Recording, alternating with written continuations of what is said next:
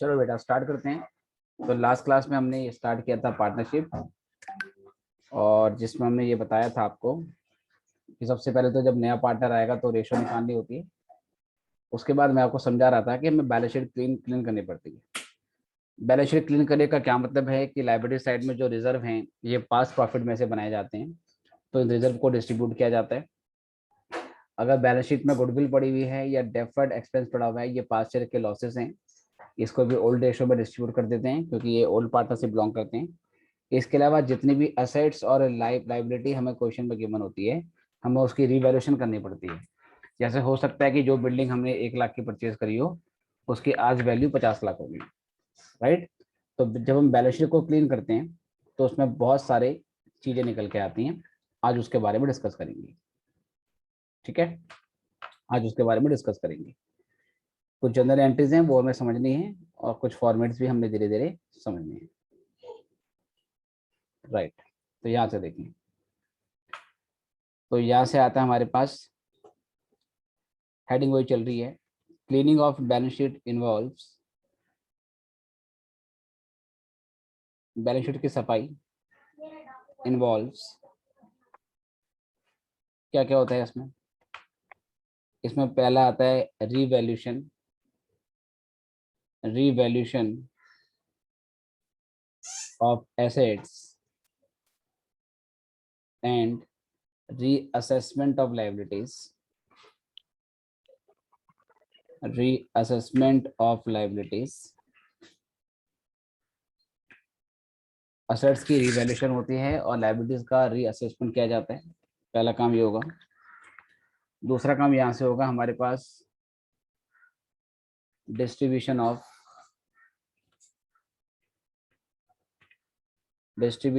Accumulated reserves and profit, distribution of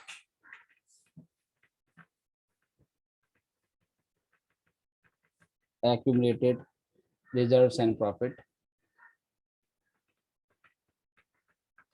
distribution of accumulated reserves and surplus, और तीसरा है elimination of fictitious assets and goodwill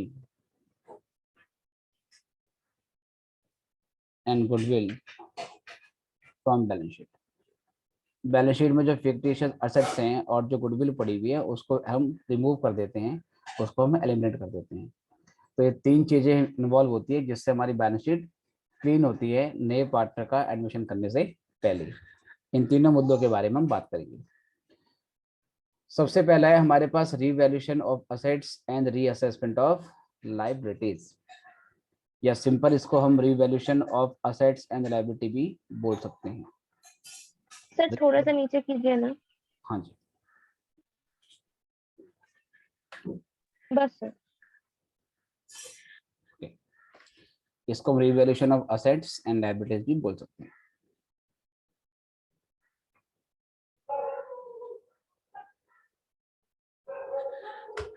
revaluation of assets and liabilities।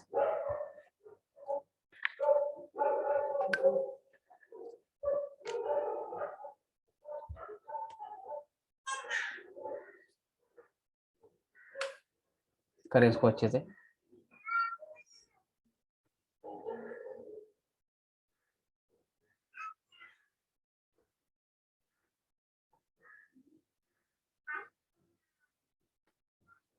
तो बात करते हैं इसमें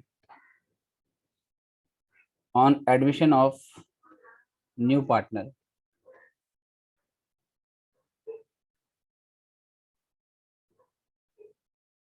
assets and liabilities are revalued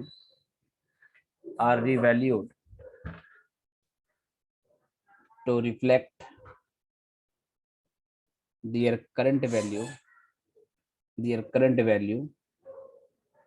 on day of admission। जब नए पार्टनर का एडमिशन होता है तो असेट्स और लायबिलिटी की रीवैल्यूएशन करते हैं, ताकि जिस दिन पार्टनर का एडमिशन हो रहा है उस दिन की करंट वैल्यू बैलेंस शीट में रिफ्लेक्ट हो जाए। एनी गेन और loss arising due to revaluation of assets and liability, और असेट्स और लायबिलिटीज की रिवैल्यूएशन करने से जो भी प्रॉफिट या लॉस अराइज होगा, असेट्स की और जो लायबिलिटी है उनकी रिवैल्यूएशन करने की वजह से जो भी प्रॉफिट या लॉस अराइज होगा वो एक नए अकाउंट में चला जाएगा। अब असेट्स और लायबिलिटी की वैल्यू क्या नाम है चेंज होने से प्रॉफिट और लॉस कैसे होता है? जैसे कोई बिल्डिंग है, वो बैलेंस शीट में 10 लाख रुपए में पड़ी हुई है, ठीक है। 10 लाख में कब थी वो? जब हमने उसको 20 साल पहले परचेज किया था। वही हिस्टोरिकल वैल्यू बैलेंस शीट में दिख रही है, राइट। आपको ध्यान रखना है, एमसीक्यू क्वेश्चन पूछेगा कि बैलेंस शीट में असेट्स कौन सी वैल्यू पे दिखती है, तो आप बोलोगे हिस्टोरिकल वैल्यू पे दिखती है, दैट इज अमाउंट एक्वायर्ड या amount paid on day of purchase. In assets को जिस दिन परचेज किया था उस दिन जो अमाउंट पे करी थी वो वैल्यू बैलेंस शीट में दिखी होती है, उसी वैल्यू के ऊपर फिर डेप्रिसिएशन लगता है, राइट। तो बैलेंस शीट में असेट ओल्ड प्राइस पे होती है, हिस्टोरिकल वैल्यू पे होती है। तो कोई बिल्डिंग बैलेंस शीट में 10 लाख रुपए की है, आज उसकी करंट वैल्यू 50 लाख की है, तो जब सी का एडमिशन होता है तो हम असेट्स को बढ़ाकर 50 लाख पे लेके आते हैं। अगर हमारी एसेट्स की वैल्यू बढ़ रही है, 10 लाख से 50 लाख हो रही है, तो 40 लाख का जो ये एप्रिसिएशन हुआ है असेट में, इसको गेन माना जाएगा, राइट। तो कुछ असेट्स की वैल्यू बढ़ गई होगी, कुछ की कम आपकी हुई होगी। जो असेट बढ़ी है उसमें गेन हुआ है, जिसकी वैल्यू कम हो गई है उसमें आपको लॉस लॉस हुआ होगा। ऐसी कोई लायबिलिटी अगर पहले से घट गई है तो वो हमारे लिए गेन है, अगर बढ़ गई है तो हमारे लिए लॉस है। तो असेट्स और लायबिलिटी को रीवैल्यू करने पे हम ये देखते हैं कि हमें क्या प्रॉफिट या लॉस आ रहा है, और जो भी प्रॉफिट या लॉस होता है उसको हम रिवैल्यूएशन अकाउंट में ट्रांसफर कर देते हैं। तो एनी गेन और loss arising due to revaluation of assets and liability is transfer to एक नया अकाउंट बनेगा जिसका नाम होगा रिवैल्यूएशन अकाउंट। रिवैल्यूएशन अकाउंट, ठीक है सर। रिवैल्यूएशन अकाउंट में डाल देंगे। This is the nominal account. ये एक नॉमिनल अकाउंट होता है विच कैलकुलेट्स, ये एक नॉमिनल अकाउंट है विच कैलकुलेट्स प्रॉफिट और loss arising due to revaluation of assets. Assets की रिवैल्यूएशन करने से, लायबिलिटी की रिवैल्यूएशन करने से जो या प्रॉफिट या लॉस होगा, उस प्रॉफिट या लॉस को ये कैलकुलेट करता है, ठीक है। It is a nominal account which calculates profit or loss arising due to revaluation of assets and liabilities. Okay? जब भी ये अकाउंट हम बना रहे हैं, इसका ये मतलब है कि अब बैलेंस शीट में जो असेट्स और लाइबिलिटी होंगी उनको अब रिवाइज वैल्यू पे रिकॉर्ड किया जाएगा, मतलब नई वाली वैल्यू पे रिकॉर्ड किया जाएगा। After preparation of this account, after preparation of this account, assets and liabilities, assets and liabilities are reflected at current value in balance sheet। जब हमने ये अकाउंट बना दिया, इसका ये मतलब है अब बैलेंस शीट जो बनेगी उस बैलेंस शीट में असेट्स और लायबिलिटीज अब रिवाइज वैल्यू पे आएगी, करंट वैल्यू पे आएगी, ठीक है। इतना लिख लेंगे और फिर ये देखेंगे कि इसमें किस तरीके से जनरल एंट्री बनती है।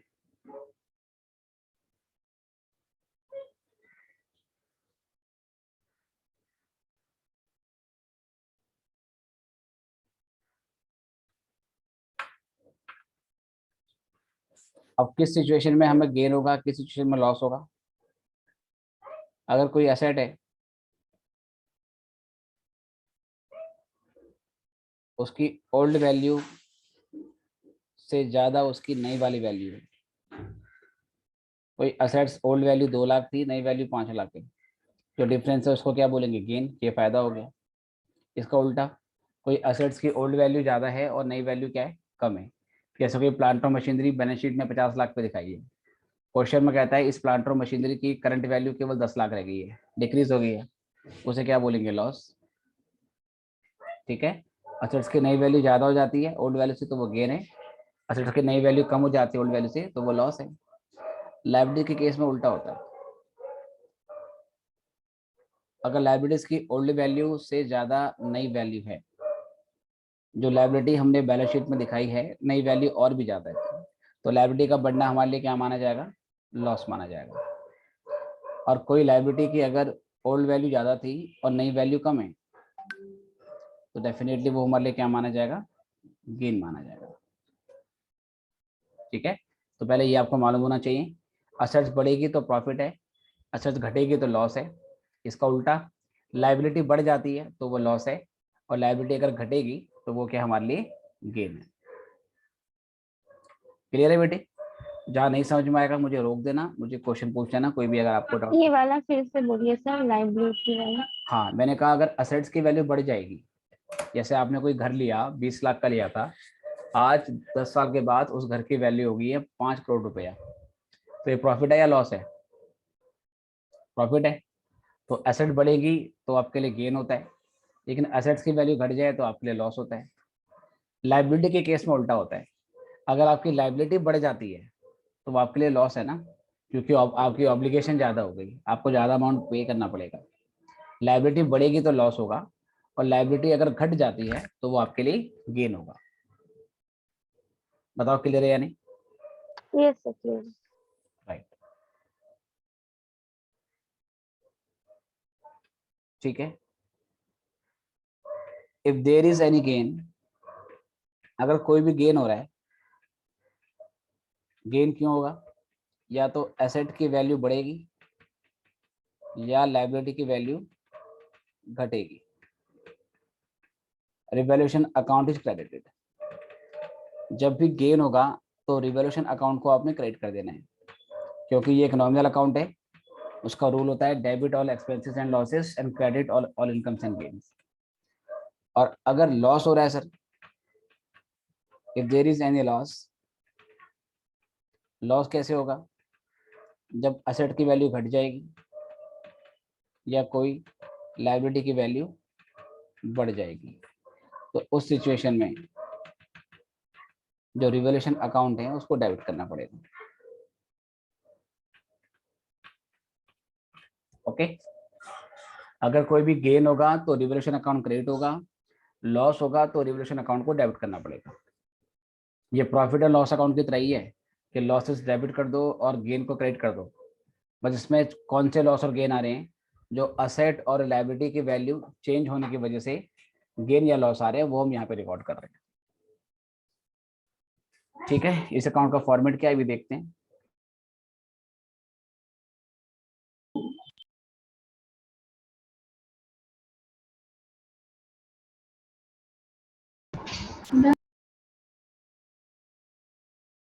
जी बेटा, हो गया?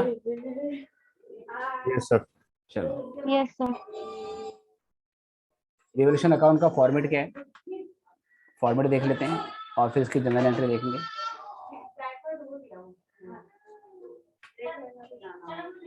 ये रिवैल्यूएशन अकाउंट एडमिशन में भी बनेगा और जो रिटायरमेंट होगी उसमें भी बनेगा, इसलिए इसका कॉन्सेप्ट बहुत ध्यान से देखना है, क्योंकि जब हम रिटायरमेंट पे आएंगे तो ये बेसिक्स दोबारा से नहीं बताए जाएंगे, वहाँ सीधे लिखेंगे एज यू नो, जैसा आप जानते हैं कि ये कैसे बनता है, और डायरेक्ट क्वेश्चन पे आ जाएंगे। ठीक है। कोई भी गेन होगा, फायदा होगा तो वो यहाँ डाल देना है क्रेडिट साइड में, लॉस होगा तो यहाँ डाल देना है। गेन कैसे होगा मैंने बताया कि एसेट की वैल्यू अगर ऊपर जाती है तो गेन है, या किसी लाइबिलिटी की वैल्यू डाउन चली जाती है, कम हो जाती है, तो भी वो गेन है। अगर एसेट्स की वैल्यू कम हो जाएगी बेटा तो वो लॉस है, या कोई लाइबिलिटी की वैल्यू बढ़ जाती है तो वो भी आपके लिए लॉस है। अगर कोई अनरिकॉर्डेड असेट है, मतलब ऐसी असेट जो पहले बैलेंस शीट में नहीं थी, ओल्ड वाली बैलेंस शीट में नहीं थी, लेकिन जब आप असेट्स और लायबिलिटी की रीवैल्यूएशन कर रहे थे तो आपको मालूम चला कुछ असेट्स बैलेंस शीट में हमने दिखाई नहीं है, ऑल्दो वो हमें इकोनॉमिक बेनिफिट दे रही है, ऑल्दो हम उसे बिजनेस में यूज कर रहे हैं। तो अब आप उस एसेट्स को बुक में रिकॉर्ड कर लेते हो, उसे बैलेंस शीट में ले आते हो। तो अगर कोई अनरिकॉर्डेड असेट जो पहले अनरिकॉर्डेड थी अब रिकॉर्ड हो रही है, तो डेफिनेटली हमारी जो टोटल असेट्स है वो बढ़ेंगी। तो अनरिकॉर्डेड असेट भी यहाँ पर आती है, जो इनिशियली अनरिकॉर्डेड थी अब रिकॉर्ड कर रहे हैं, तो वो भी क्रेडिट साइड में आएगी, क्योंकि ये भी गेन है। गेन क्यों है? अनरिकॉर्डेड असेट के रिकॉर्ड होने से टोटल असेट्स बढ़ जाएंगे। ऐसे अगर कोई अनरिकॉर्डेड लाइबिलिटी है, ऐसी लाइबिलिटी जो आपने ओल्ड बैलेंस शीट में नहीं दिखाई थी, लेकिन नई बैलेंस शीट में अब आप उसे रिकॉर्ड कर रहे हो, तो हमारी जो लाइबिलिटी है वो बढ़ जाएगी, और लाइबिलिटी बढ़ने से क्या हो जाएगा? लॉस हो जाएगा। लाइबिलिटी बढ़ने से लॉस हो जाएगा, इसलिए आपने उसको यहाँ पर दिखा देना। ये सब करने के बाद दोनों साइड का डिफरेंस निकालेंगे। अगर गेन वाली साइड ज्यादा है, लॉस वाली साइड कम है, यहाँ जो डिफरेंस आएगा इसको हम रिवैल्यूएशन प्रॉफिट बोलेंगे। Transfer to partners capital account, इसको पार्टनर के कैपिटल अकाउंट में ट्रांसफर कर देंगे। ठीक है, transfer to partner capital account, और इसको हम रेशो में बांट देंगे। तो revaluation profit transfer to partner capital account, और सर ये ओल्ड रेशो में बटेगा, क्योंकि ये सारी असेट्स पास्ट में एक्वायर की गई थी। इसमें जो भी चेंजेस हुआ है वो ओवर द पीरियड हुआ है, तो ओवर द पीरियड जो भी चेंजेस हुआ है, जो भी इसमें ओवर द पीरियड चेंजेस हुआ है, उस सबका जो बेनिफिट होगा वो ओल्ड पार्टनर को ही मिलेगा। ठीक है, नया पार्टनर तो आज आ रहा है, 10-15 साल से जो असेट्स हमारे पास थी, आज उसकी वैल्यू चेंज हुई है, तो उसका जो भी प्रॉफिट या लॉस होगा वो ओल्ड पार्टनर को मिलेगा। अगर ये डिफरेंस यहाँ पर आता है बेटा, अगर ये डिफरेंस यहाँ पर आता है, तो ये रिवॉल्यूशन लॉस होगा, और ये भी कहाँ चला जाएगा? Transfer to partner capital account. Transfer to partner capital account. ठीक है, और अगेन ये भी किस में बटेगा? ओल्ड रेशो में ही बटेगा। सर ये अनरिकॉर्डेड प्रॉफिट के नीचे क्या लिखा है सर? अनरिकॉर्डेड कहाँ पर? Profit debit side. ये लिखा है टू असेट्स, ये असेट्स हैं, ये लाइबिलिटी है, ये अनरिकॉर्डेड लाइबिलिटी है, अनरिकॉर्डेड लाइबिलिटी। और फिर यहाँ पे to revaluation profit transfer to partners capital account. Okay sir. बताना क्लियर है या नहीं?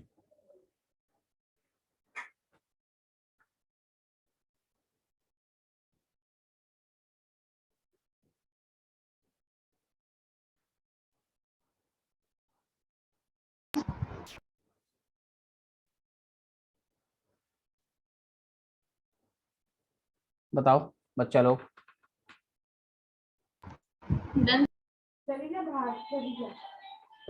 आगे बढ़ेंगे यहाँ से।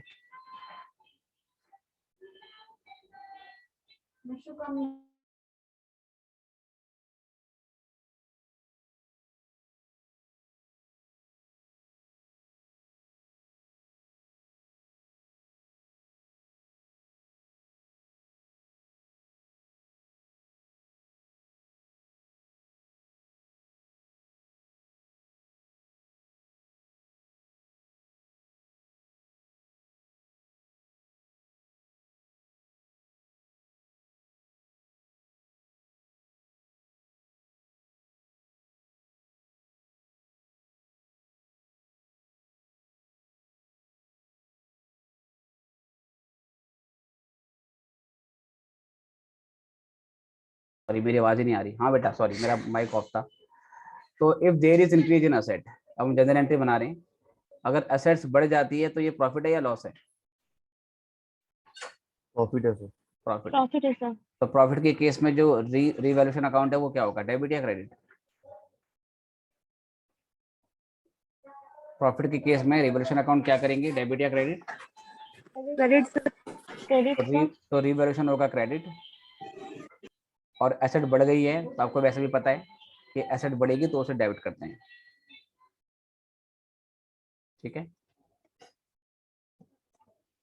If there is decrease in assets, अगर बेटा एसेट में डिक्रीज होगा तो प्रॉफिट है या लॉस है? लॉस। और लॉस के केस में रिवैल्यूएशन अकाउंट आपने डेबिट करना है। Revaluation account debit, revaluation account debit to asset account. तीसरा,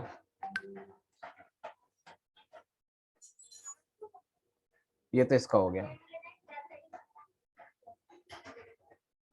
सी है हमारे पास, if there is increase in liability, अगर लायबिलिटी बढ़ जाती है, बताओ प्रॉफिट है या लॉस है? लॉस। तो लॉस के केस में रिवैल्यूएशन डेबिट, तो रिवैल्यूएशन अकाउंट डेबिट, और जब भी लायबिलिटी बढ़ेगी हम उसे क्रेडिट करते हैं, that you already know.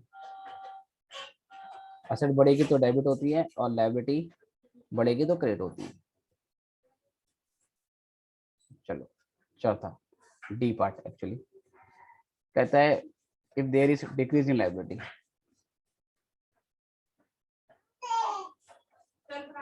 If there decrease in liability, अगर लायबिलिटी डिक्रीज करेगी प्रॉफिट है या loss?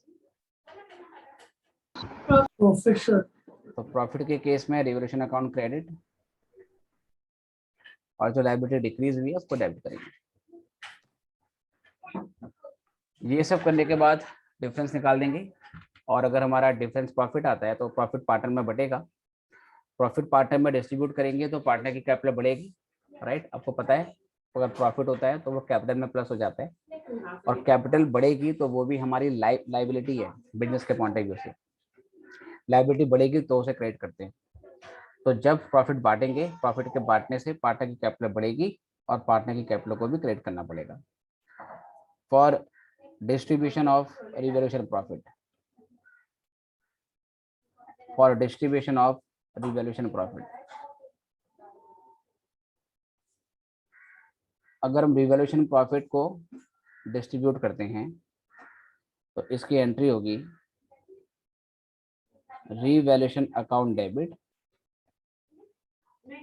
To partners capital account. Profit के बटने से पार्टनर की कैपिटल बढ़ेगी जो कि लायबिलिटी है, लायबिलिटी बढ़ेगी तो उसे क्रेडिट करते हैं। तो revaluation account debit to partner capital account, ठीक है, ये हो जाएगा हमारे पास। अगर लॉस होगा बेटे तो इस ई वाली एंट्री का रिवर्स हो जाएगा। अगर रिवैल्यूएशन अकाउंट में लॉस आया तो लॉस को बांटने के लिए आपको रिवर्स करना पड़ेगा। उसकी एंट्री क्या बनेगी? Partner capital account debit to revaluation account. अगर लॉस होगा तो एंट्री रिवर्स करनी पड़ेगी। नोट, रिवर्स एंट्री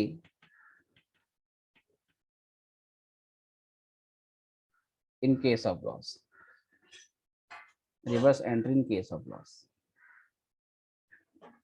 ठीक है, ये ध्यान रखना। बताना क्लियर है या नहीं?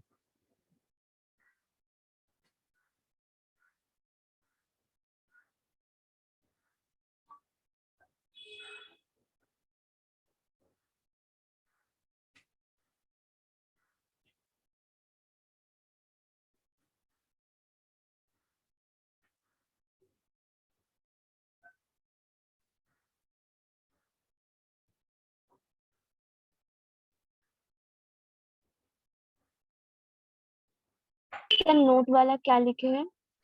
Reverse entry in case of loss, reverse entry in case of loss.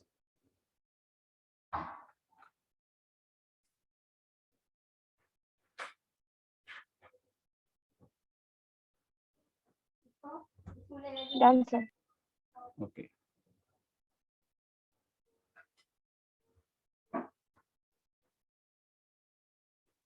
एक मिनट,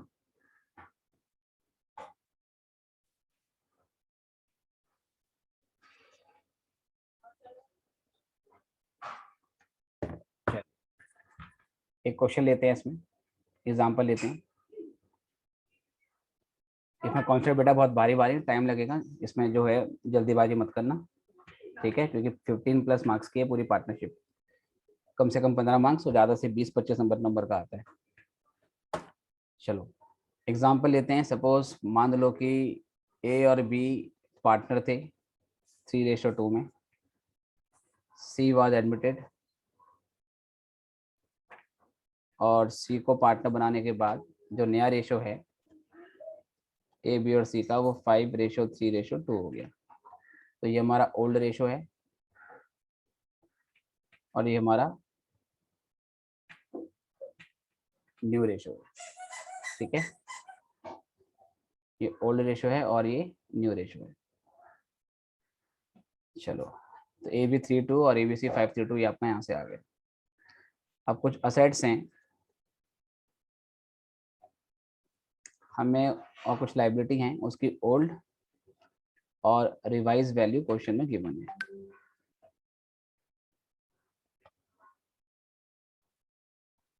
ओल्ड और रिवाइज वैल्यू गिवन है। तो इसमें हमारे पास मान लो पहला है प्लांट, ओल्ड वैल्यू 5 लाख है, नई वैल्यू 4,20,000 है। बिल्डिंग 3 लाख और 5 लाख। स्टॉक 50,000 और 40,000। क्रेडिटर्स 80,000 60,000। Outstanding expenses 10,000।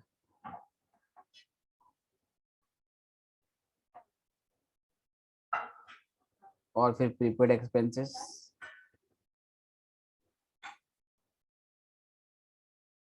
5,000। ठीक है, ये कुछ इस तरीके से मैं वैल्यू दी है। कहता है पार्टनर्स। सर थोड़ा नीचे कीजिए ना। Partners want to record revise value of assets and liabilities. Partner assets और लायबिलिटीज की रिवाइज वैल्यू को रिकॉर्ड करना चाहते हैं। शो जर्नल एंट्रीज, आपको जर्नल एंट्री बनानी है। रिवाइज वैल्यू को रिकॉर्ड करना चाहते हैं मतलब वो चाहते हैं कि अब असेट्स और लायबिलिटी को नई वैल्यू पे ही दिखाया जाए।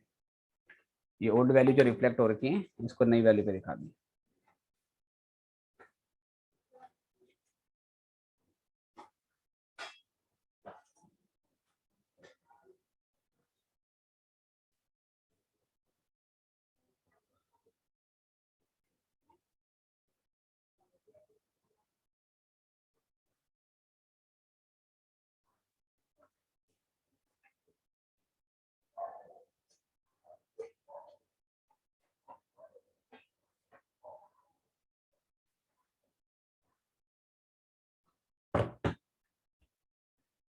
डन, क्वेश्चन लिख लिया। Yes sir. चलो, अब आप लोग मुझे बताना कि किस में क्या चेंज हुआ है। ठीक है, तो इन बुक्स ऑफ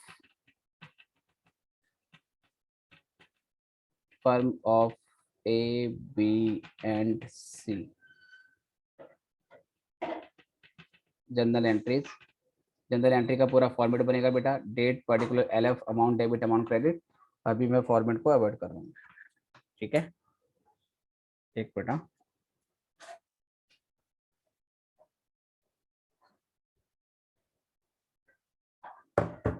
तो सबसे पहले बताओ प्लांट की वैल्यू कितने से कितनी होगी, डिक्रीज है या इंक्रीज है?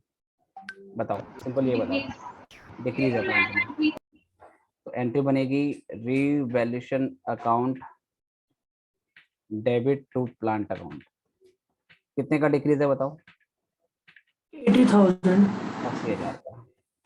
तो असेट्स अगर घट रही है तो लॉस है, और लॉस के केस में रिवैल्यूएशन अकाउंट को डेबिट किया जाता है। नरेशन में छोड़ रहा हूँ अभी, आप लिख देना being decrease in value of plant. Second है बिल्डिंग। बिल्डिंग की वैल्यू इंक्रीज है या डिक्रीज है? इंक्रीज। इंक्रीज। तो प्रॉफिट है, प्रॉफिट के केस में रिवैल्यूएशन अकाउंट क्रेडिट, और ये प्रॉफिट बिल्डिंग की वजह से हो रहा है तो बिल्डिंग डेबिट। कितने का चेंज आया बेटा? 2 लाख। 2 लाख का। नेक्स्ट आइटम शायद स्टॉक है, यस सर। उसमें चेंज हुआ है, यस सर, डिक्रीज हुए 10,000 से। डिक्रीज हुआ है 10,000 से, तो अगेन लॉस है। स्टॉक घट गया है तो लॉस है, क्योंकि एसेट घटेगी, तो revaluation account debit to stock account, तो इसमें डिक्रीज आया 10,000 का। नेक्स्ट आइटम कौन सा है? शायद क्रेडिटर्स है, शायद नेक्स्ट आइटम हमारा क्रेडिटर्स है। इंक्रीज है, यस सर। इंक्रीज है या डिक्रीज है? डिक्रीज है सर 20,000। डिक्रीज है तो प्रॉफिट है या लॉस है? Profit. प्रॉफिट है, राइट। यहाँ पे आ जाएगा हमारे पास टू रिवोल्यूशन अकाउंट, लायबिलिटी घटेगी तो हमारा प्रॉफिट है, और ये प्रॉफिट अराइज हो रहा है जो क्रेडिटर्स है उनकी वजह से। कितने का चेंज आए? 20,000। 20,000 का। अगला आइटम आउटस्टैंडिंग एक्सपेंसेस हैं और वो इंक्रीज हो रहा है, इंक्रीज होगा तो इसका मतलब लॉस है, क्योंकि लायबिलिटी बढ़ेगी तो लॉस होता है। तो revaluation account debit to outstanding expense account, कितने बताइए? 10,000। 10,000। पहले वैल्यू 0 थी और अब नई वैल्यू हो गई 10,000, तो बढ़ गई है लायबिलिटी, लायबिलिटी बढ़ेगा तो लॉस होगा। अगला एक्सपेंस प्रीपेड एक्सपेंसेस हैं, प्रीपेड एक्सपेंस हमारी एसेट्स है, एसेट्स बढ़ेगी तो फायदा होता है, गेन होता यस है, सर। और गेन के केस में जो रिवोल्यूशन अकाउंट है उसे हमें यहाँ पे क्रेडिट करना पड़ेगा। तो डेबिट होगा प्रीपेड एक्सपेंस। कितना अमाउंट है इसका? 5,000। 5,000, राइट। इसके बाद अगली एंट्री होगी जो रिवोल्यूशन अकाउंट है, उसमें प्रॉफिट या लॉस निकालने की। तो पहले आप चेक करोगे कि रिवोल्यूशन अकाउंट आपने कहाँ कहाँ क्रेडिट किया। यहाँ क्रेडिट किया है 2 लाख रुपए से, यहाँ क्रेडिट किया है 20,000 से, और देखो, और यहाँ क्रेडिट किया 5,000 से। तो कह सकते हैं कि जो रिवोल्यूशन अकाउंट है उसमें कितना टोटल अमाउंट हमने क्रेडिट किया है? 2,20,000 और 5,000। तो कह सकते हैं कि रिवोल्यूशन में अगर मैं रिवोल्यूशन अकाउंट बनाता, मान लो ये रिवोल्यूशन अकाउंट है, इसमें टोटल 2,25,000 रुपये क्रेडिट होते। डेबिट कहाँ कहाँ हुआ है? यहाँ डेबिट हुआ है 80,000 से, यहाँ डेबिट हुआ है 10,000 से, यहाँ डेबिट हुआ है 10,000 से, और इसके अलावा फर्स्ट एंट्री 80,000। और कहीं नहीं हुआ है ना। नहीं तो सर। 80, 10, 10, तो यहाँ 1 लाख से डेबिट हुआ है। इसका मतलब अगर 2,25,000 आप क्रेडिट करते क्योंकि गेन हुआ है, और 1 लाख आप डेबिट करते क्योंकि लॉस हुआ है, तो कितने का डिफरेंस आता है यहाँ पर? 1,25,000। ये डिफरेंस आता है आपका 1,25,000 का, है ना। तो ये आपका रिवोल्यूशन अकाउंट में प्रॉफिट आ रहा है, ठीक है ना। अकाउंट ही बनाया हमने जनरल एंट्री के थ्रू ही ऐसे कैलकुलेट कर लिया। अकाउंट बनाने को बोलता तो अकाउंट भी बना देते। अब जो ये प्रॉफिट आया इसको हम डिस्ट्रीब्यूट करेंगे, और प्रॉफिट पार्टनर में बांटेंगे तो पार्टनर की कैपिटल बढ़ेगी, इसलिए पार्टनर की जो कैपिटल है उसे क्रेडिट करना पड़ेगा। ये प्रॉफिट हम सिर्फ ओल्ड पार्टनर को ही देंगे, क्योंकि ये जो चेंजेस हुआ है ये ओवर द पीरियड हुआ है, पास्ट में हुआ है। तो ओवर द पीरियड जो भी चेंजेस आए हैं इसका बेनिफिट या लॉस ओल्ड पार्टनर को ही मिलेगा। नया पार्टनर तो अभी आया सर, उसे कुछ नहीं मिलेगा। तो 1,25,000 को हम बांटेंगे 3:2 में। I think it should be 75,000 and 50,000। 25 या 75, 25 दूनी 50। तो being distribution of profit on revolution,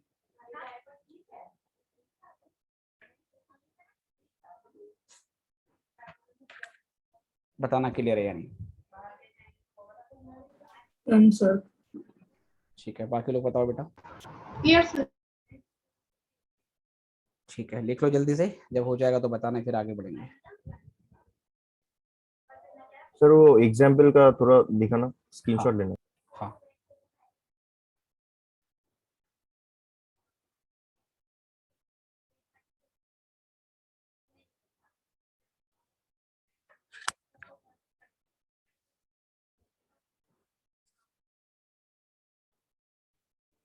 हो गया सर। ओके। सर नरेशन में क्या लिखा है सर? रजिस्टर में लिखा है being distribution of revolution profit, being distribution of profit on revolution.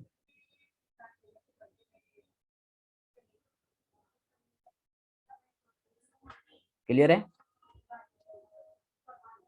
Yes sir. Yes sir. Right. इसी में अगर रिवैल्यूएशन अकाउंट बनाने को बोलता, चलो बना देते, 2 मिनट लगेंगे। कभी कभार पेपर में सिर्फ अकाउंट मांगेगा तो हम सीधे अकाउंट बना देंगे, जनरल पूछेगा तो जनरल एंट्री इस तरीके से करनी पड़ेगी।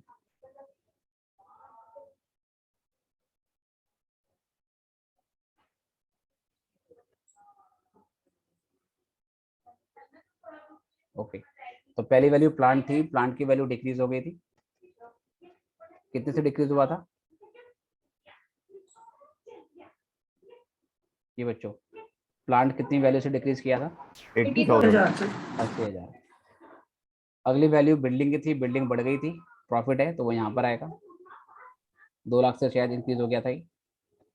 Yes sir. राइट। अगला आइटम स्टॉक था, स्टॉक शायद डिक्रीज कर रहा था, कितने से? 10,000 सर। 10,000 से। कौन से आइटम डेबिट में आ रहे हैं? जिनसे लॉस हो रहा है, और क्रेडिट साइड में कौन से आ रहे हैं? जिनसे प्रॉफिट हो रहा है। उसके बाद क्रेडिटर्स से, और क्रेडिटर्स की वैल्यू भी डिक्रीज करी थी तो वो हमारे बेनिफिट है। कितना कम हो गया था ये क्रेडिटर्स? 20,000. 20,000 से। उसके बाद आउटसाइडिंग एक्सपेंसेस थे, वो इंक्रीज हो गए थे, तो जो लाइबिलिटी है वो बढ़ेगी, हमारे लिए लॉस है। तो टू आउटस्टैंडिंग एक्सपेंस अकाउंट कितना था ये? 10,000। 10,000। और अगला आइटम था हमारा प्रीपेड एक्सपेंस, और प्रीपेड एक्सपेंस भी हमारा बढ़ गया है तो वो हमारा प्रॉफिट है, तो बाय प्रीपेड एक्सपेंस, और शायद ये 5,000 से बढ़ा था। Yes sir. राइट, तो ये 5,000 आ गया। ये करने के बाद हमारा टोटल अमाउंट हो गया 2,25,000, और 2,25,000 में से डिफरेंस निकाला था तो ये 1,25,000 आया था बैलेंसिंग फिगर। और यहाँ पर लिखेंगे to profit transfer to capital account, to profit transfer to capital account. तो ए और बी समय बांटेंगे तो ये 75,000 और 50,000 आया, ये 3 में बांटने के बाद आया,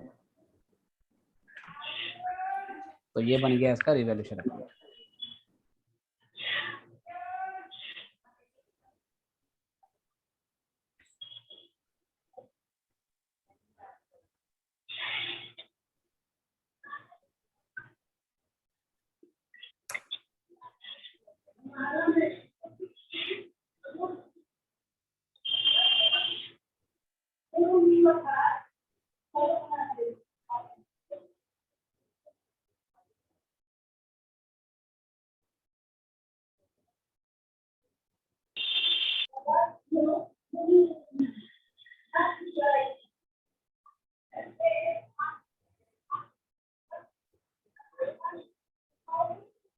बताओ बेटा, हुआ या नहीं?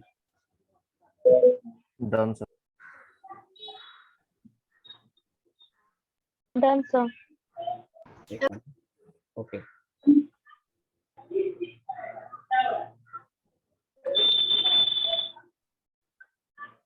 चलो अब जब हमने ये रिवैल्यूएशन अकाउंट बना लिया तो अब बैलेंस शीट में कौन सी वैल्यू दिखेगी बेटा, ओल्ड या न्यू? New. नई वाली। जब हमने रिवैल्यूएशन अकाउंट बना लिया तो अब बैलेंस शीट में ना ये वाली वैल्यू जाएगी। अब जो बैलेंस शीट बनेगी सीट का एडमिशन होने के बाद, प्लांट 420 दिखेगा, उसमें बिल्डिंग 5 लाख दिखेगा, स्टॉक 40,000, क्रेडिटर्स 60,000, और आउटस्टैंडिंग एक्सपेंस 10,000 दिखेगा, प्रीपेड एक्सपेंस 5,000 दिखेगा। ये वैल्यू नई वाली बैलेंस शीट में जाएगी। It means when we prepare revaluation account we done away with the कह सकते हैं old value of assets and liability. हम असेट्स और लायबिलिटी की ओल्ड वैल्यू को छोड़ देते हैं फिर, और बैलेंस शीट में नई वैल्यू जाती है। बट कभी कभार ऐसा होता है कि पार्टनर्स ये डिसाइड करते हैं कि भाई हम बैलेंस शीट में ओल्ड वैल्यू ही चाहते हैं, हम ये चाहते हैं कि ये वैल्यू कंटिन्यू करे। We do not want to record revise value of assets and liability. Sir क्यों होता है ऐसा? उसके पीछे बहुत सारे रीजन हो सकते हैं।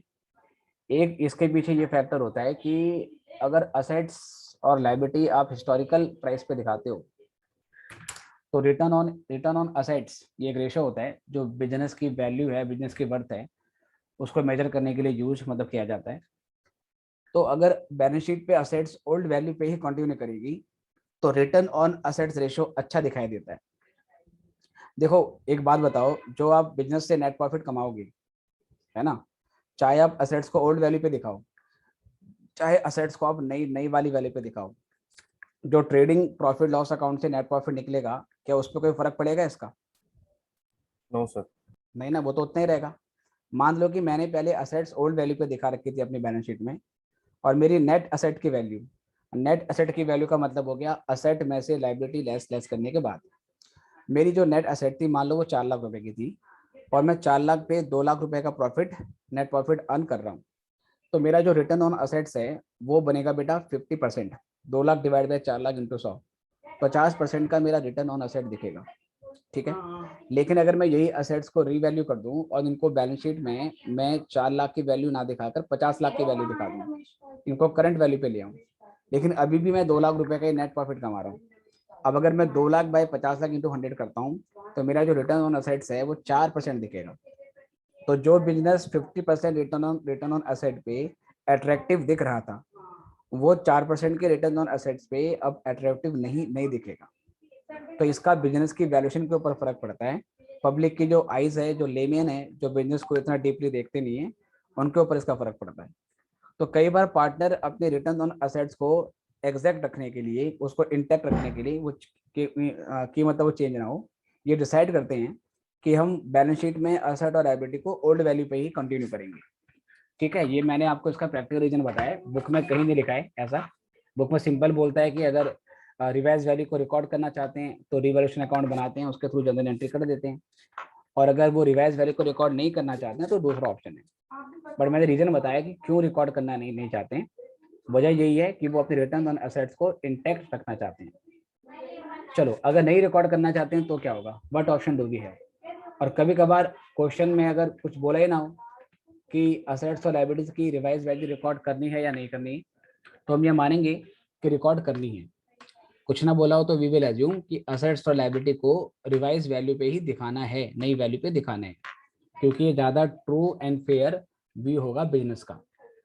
ठीक है, जो आपका AS1 है, उस अकाउंटिंग स्टैंडर्ड 1 में ये बोला गया है कि आपके जो फाइनेंशियल स्टेटमेंट हैं वो ट्रू एंड फेयर होने चाहिए। बिजनेस का जितना ट्रू और फेयर व्यू दिखाएंगे उतना ज़्यादा बेटर माना जाता है। कुछ ना बोला हो तो हम तो ये मान के चलेंगे कि रिवैल्यूएशन अकाउंट बनाना है और असेट्स और लायबिलिटी को रिवाइज वैल्यू पे दिखाना है। लेकिन मान लीजिए कि पार्टनर्स रिवाइज वैल्यू को रिकॉर्ड नहीं करना चाहते हैं, दे वांट कि ओल्ड वैल्यू ही कंटिन्यू करें, उस केस में क्या होगा? Suppose partners do not want to record revised value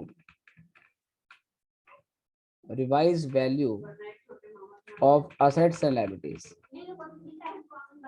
partner assets और लायबिलिटीज की रिवाइज वैल्यू को रिकॉर्ड नहीं करना चाहते हैं, and they want to continue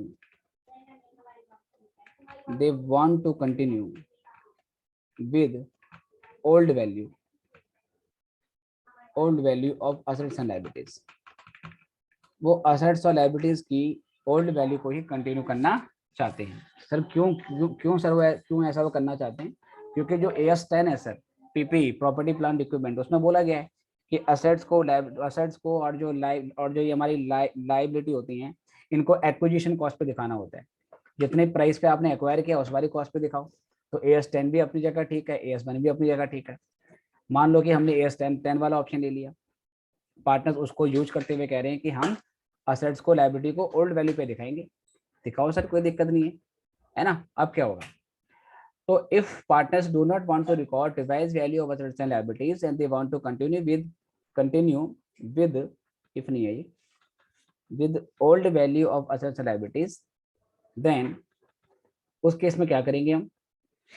उस केस में पहले हम करेंगे प्रिपेयर मेमोरेंडम रिवैल्यूएशन अकाउंट। आप रिवैल्यूएशन अकाउंट बनाओगे बट उसका नाम चेंज हो जाएगा और वो होगा मेमोरेंडम रिवैल्यूएशन अकाउंट। अकाउंटिंग में किसी भी अकाउंट के आगे अगर मेमोरेंडम लग जाए, इसका मतलब वो एक रफ स्टेटमेंट है, वो एक रफ अकाउंट है। ये ऐसा अकाउंट है जो हमारा बुक्स ऑफ लेजर में नहीं दिखाई देगा, ये लेजर में नहीं मिलेगा आपको। आपने लेजर से बाहर बनाया है उसको, रफली एक पेज पे बनाया है और रफली एक पेज में कुछ कैलकुलेशन करके आपने फिगर निकाल लिया, तो अकाउंट बुक में नहीं दिखेगा, ये एक तरीके का रफ वर्क है। Prepare memorandum revaluation account and उसके बाद क्या है सर, मेक एडजस्टमेंट एंट्री। फिर आपने एक एडजस्टमेंट एंट्री पास करनी होती है थ्रू पार्टनर्स कैपिटल अकाउंट। फिर पार्टनर के कैपिटल अकाउंट को एडजस्ट करने के लिए एक एडजस्टमेंट एंट्री बनाते हो। इस एंट्री से जो पार्टनर्स हैं ABC, उनकी कैपिटल अल्टर होने लगती है, उनके कैपिटल जो है वो चेंज हो जाते हैं आपस में, बट बैलेंस शीट में जो असेट्स हैं और जो हमारी लायबिलिटी है उस पर कोई फर्क नहीं पड़ता। तो ये एडजस्टमेंट कैसे करेंगे इसके बारे में अभी आपको मैं कराता हूँ। सेम क्वेश्चन लेके जो क्वेश्चन हमने ऊपर किया है उसी को देखते हैं। तो अगर पार्टनर्स रिवाइज वैल्यू को रिकॉर्ड नहीं करना चाहते हैं, they want to continue with the old value of the assets and liabilities because of the reason best known to them, हमें नहीं पता उनका रीजन क्या है। Return on assets can be one of the many reasons. ये return on assets एक इसका reason हो सकता है, बाकी और भी कई चीज़ें होती हैं कि लाइक टैक्स बढ़ जाएगा क्योंकि प्रॉफिट आएगा रिवैल्यूएशन से, फिर वो नेट, फिर वो प्रॉफिट एंड लॉस अकाउंट में जाएगा, तो टैक्स लायबिलिटी का भी इम्पैक्ट पड़ता है। तो वो सारी चीज़ें होती हैं, ठीक है। तो वो ओल्ड वैल्यू को कंटिन्यू करना चाहते हैं, वजह ये है। हम क्या करें, हमें तो सर करनी है अकाउंटिंग, सर डिसीजन मेकिंग तो कौन करेगा, मैनेजमेंट करेगा, वो बताएगा क्या करना है। हम तो सर क्या कर रहे हैं, कंपनी में जॉब कर रहे हैं और हमें अकाउंट मेंटेन करने होते हैं, जो बोला गया वो कर रहे हैं, तो कैसे काम होगा। बनाओ मेमोरेंडम रिवैल्यूएशन अकाउंट। कोई जनरल एंट्री नहीं बनेगी इसमें एसेट्स की रिवैल्यूएशन के लिए और लायबिलिटीज की रिवैल्यूएशन के लिए। जो हमने इन इंडिविजुअल एंट्री बनाई थी, revaluation to plant, building to revaluation, ये जनरल एंट्री नहीं बनेगी अब, क्योंकि हम जब मेमोरेंडम अकाउंट बना रहे हैं उसका मतलब भी होता है ये एक रफ स्टेटमेंट है जो बिना जनरल एंट्री के बन रहा है और बुक से बाहर बन रहा है, ये हमारे लेजर में नहीं दिखेगा। मेमोरेंडम रिवैल्यूएशन अकाउंट का फॉर्मेट तो वही है, इसका फॉर्मेट तो वही है, इसमें कोई चेंज नहीं आएगा। गेन होगा तो यहाँ दिखाना है क्रेडिट साइड में, लॉस होगा तो यहाँ दिखाना है, वो सेम रहेगा, वो हमारा सेम रहेगा, ठीक है, इसमें कोई चेंज नहीं आएगा। तो डिट्टो ऐसे ही बनाओ। प्लांट की वैल्यू घट गई थी, जरा याद दिलाओ कि कितने से, 80,000।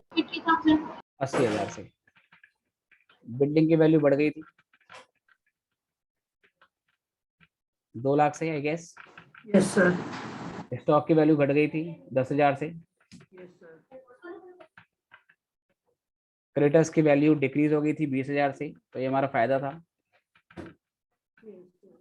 ठीक है। सेम बनना है, देखो बस नाम लिख दिया है मेमोरेंडम। आउटस्टैंडिंग एक्सपेंस बढ़ गए थे 10,000 से और प्रीपेड एक्सपेंसेस बढ़ गए थे, ओए क्यों शोर कर दिया, ये 5,000 का हो गया, ठीक है। चलो इसके बाद फिर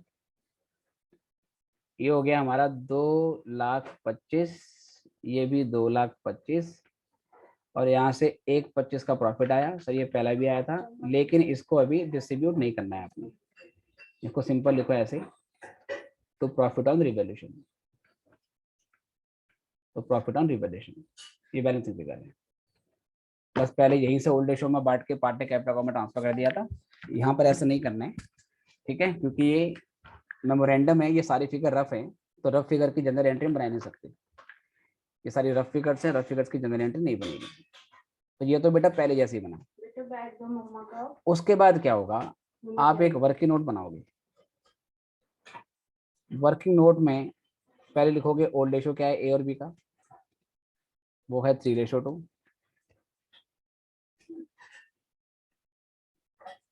न्यू रेशो जो है ABC, वो 5:3:2। सैक्रिफाइसिंग रेशो निकालोगे, जब ओल्ड रेशो और न्यू रेशो दोनों पता है तो ओल्ड रेशो में से न्यू रेशो को माइनस कर देते हैं और ओल्ड माइनस न्यू करने के बाद आपका सैक्रिफाइसिंग रेशो निकलता है। ये क्यों करेंगे इसका रीजन अभी समझाऊंगा आपको मैं।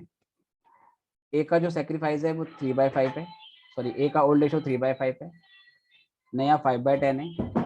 इसको एलसीएम लेके सॉल्व करोगे तो 1/10 हो जाएगा। ऐसे बी का सेक्रीफाइस ये 2/5,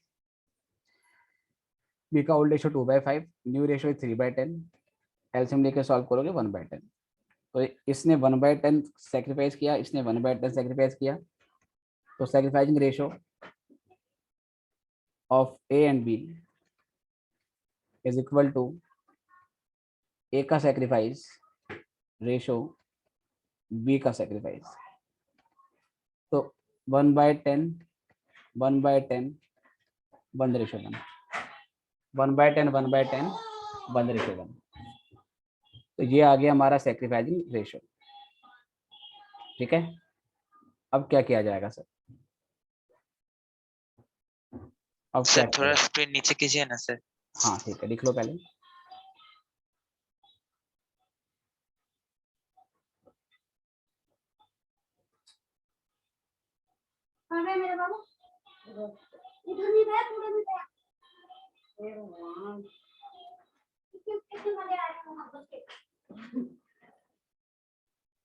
ओके सर। जी बेटे, तो ये 110 110 का इनका सेक्रीफाइस आ गया।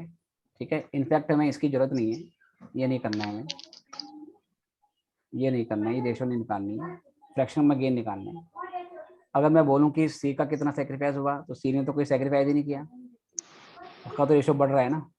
पहले 0 था, पहले उसको कुछ भी नहीं मिलता था, वो पार्टनर ही नहीं था, अब उसका हिस्सा 2/10 है, तो कह सकते हैं कि उसका 2/10 का सेक्रीफाइस आया।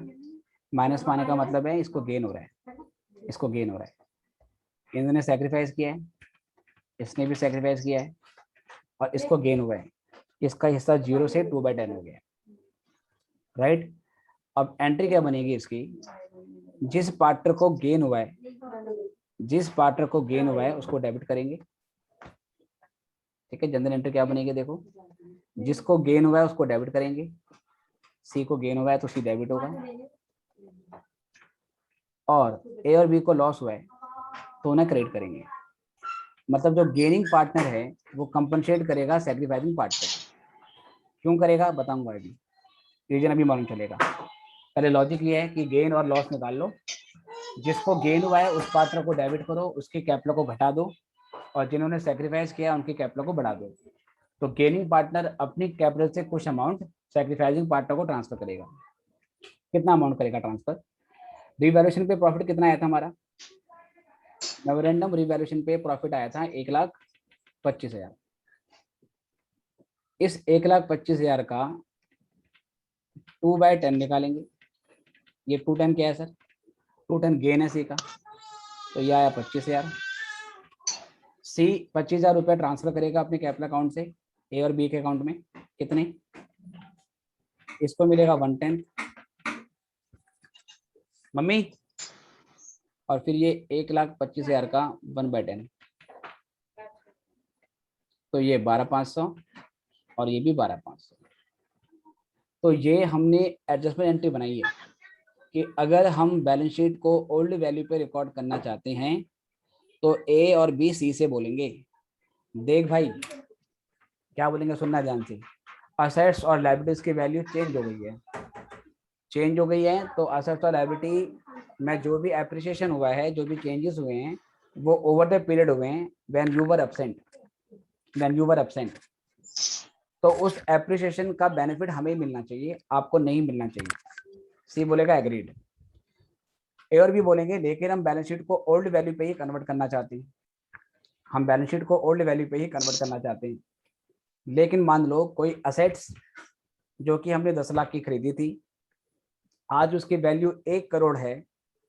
होना ये चाहिए था कि हम उसे 1 करोड़ पे दिखाते, और मान लो 10 साल बाद वो 5 करोड़ पे बिकती, तो 1 करोड़ से 5 करोड़, जो 4 करोड़ का इंक्रीज हुआ है, वो हम तीनों जब प्रेजेंट थे तब हुआ है। तो वो 4 करोड़ का प्रॉफिट तो हम तीनों में बंटना चाहिए। बट द प्रॉब्लम इज, अगर मैं असेट्स को 10 लाख पे ही दिखाऊं, उसको 1 करोड़ पे आज ना लेके आऊं, और बाद में 10 लाख की असेट्स को अगर 5 करोड़ में बेच दूंगा, तो प्रॉफिट 4,90,00,000 का दिखेगा, पर क्योंकि अब आप पार्टनर बन जाओगे तो वो 4,90,000 तीनों में बटेगा, मतलब आप में भी बटेगा। लेकिन इस 4,90,00,000 का जो गेन आया है, इसमें 1 करोड़ का जो बेनिफिट है वो तो पास्ट में हुआ था, मतलब जो 10 लाख से 1 करोड़ हुआ था एसेट वो तो पास्ट में हुआ था, 90 लाख का बेनिफिट तो पास्ट में हुआ था। तो आपको 4,90,00,000 में बेनिफिट नहीं मिलना चाहिए, आपको 4 करोड़ में बेनिफिट मिलना चाहिए था। सी बोलेगा एग्रीड, बिल्कुल ठीक कह रहे हो। हम ये चाहते हैं कि जो आपको फ्यूचर में 90 लाख का एक्स्ट्रा गेन मिलेगा ना, जिसके आप हकदार नहीं हो, जिस पे आपका राइट नहीं है, उस 90 लाख के लिए आप आज हमें कंपनसेट कर दो, उस 90 लाख के लिए आप हमें आज कंपनसेट कर दो, ताकि फ्यूचर में जब भी कभी इस एसेट को बेचेंगे या कोई भी एसेट बेचेंगे, उसका जो भी प्रॉफिट या लॉस होगा वो हम तीनों आपस में डिस्ट्रीब्यूट कर लेंगे। लेकिन आज के लिए आप क्या करो, आज के लिए आप हमें कुछ कंपनसेट कर दो।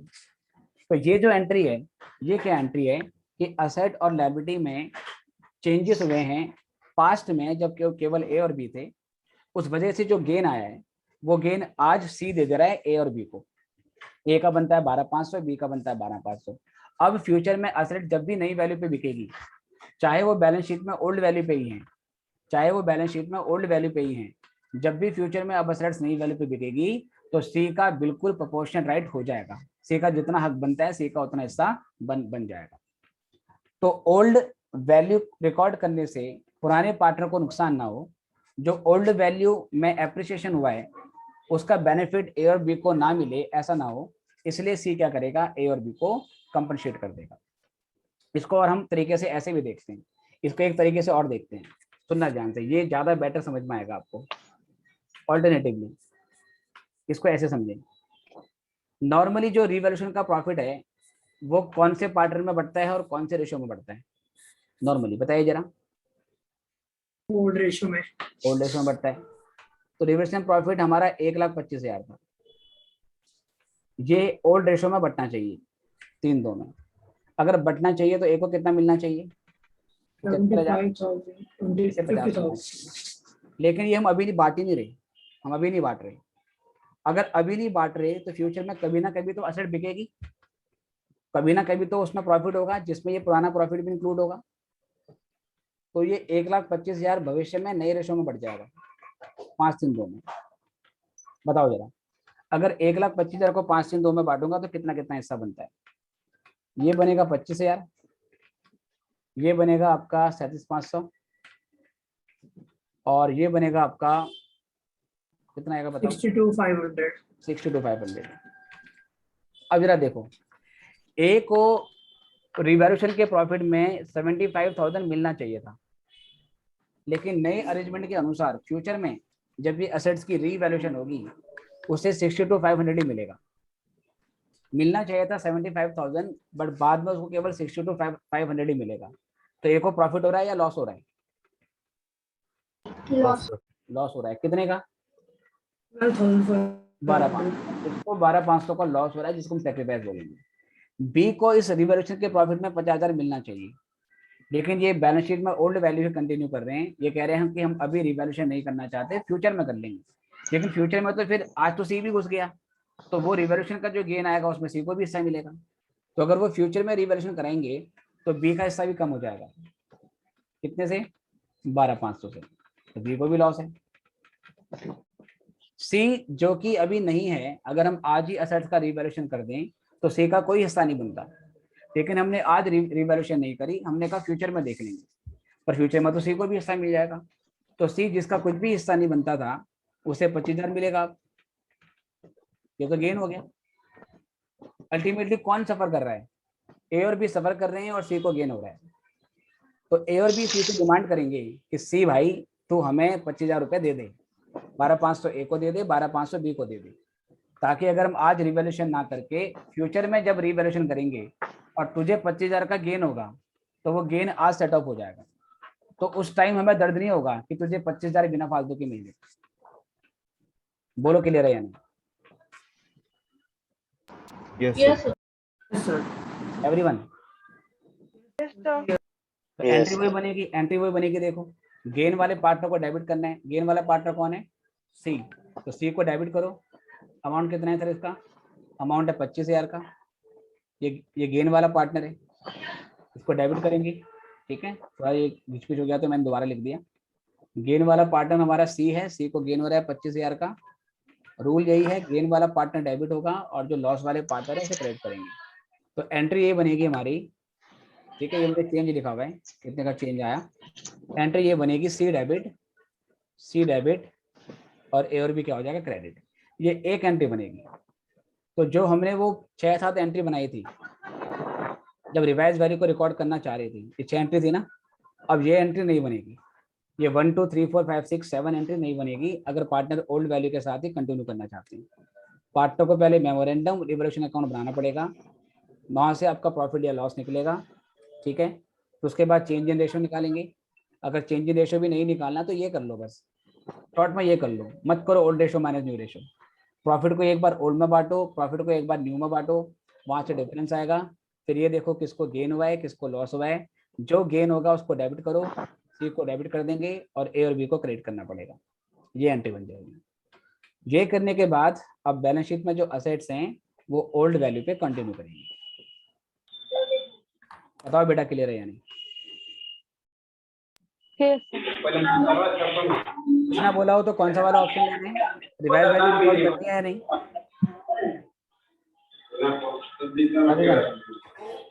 कुछ नहीं बोला हो तो क्या होगा? रिवाइज नहीं है। तो फिर हम रिवाइज वैल्यू को रिकॉर्ड करेंगे, है ना?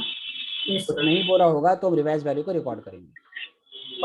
ओके, आज के लिए इतना ही, इससे आगे नेक्स्ट क्लास में करेंगे। इसकी नोट डाउन करनी है तो मुझे बताना। Okay, sir. Done, sir. done, sir. Okay बेटा, तो वाइंड अप करते हैं। थोड़ा ऊपर से दिखाना जरा अच्छा ठीक है, बताओ कहाँ से बेटा?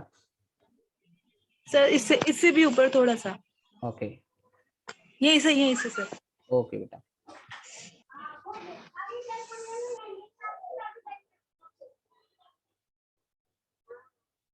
सर नीचे थोड़ा। ओके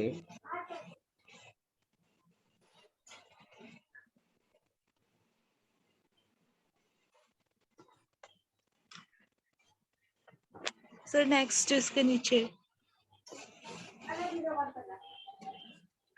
बस। ठीक है, सर, बाकी डन, बाकी डन। यस, आगे करना है। हाँ थोड़ा सा सर नेक्स्ट। डन सर, इसके आगे। Okay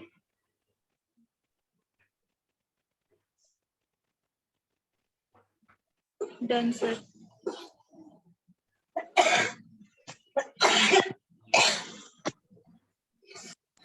okay sir.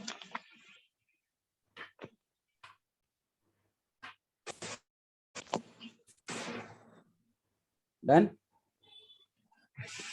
Done sir. Okay बेटा, इतना ही करते हैं, बाकी नेक्स्ट क्लास में करेंगे। Good bye.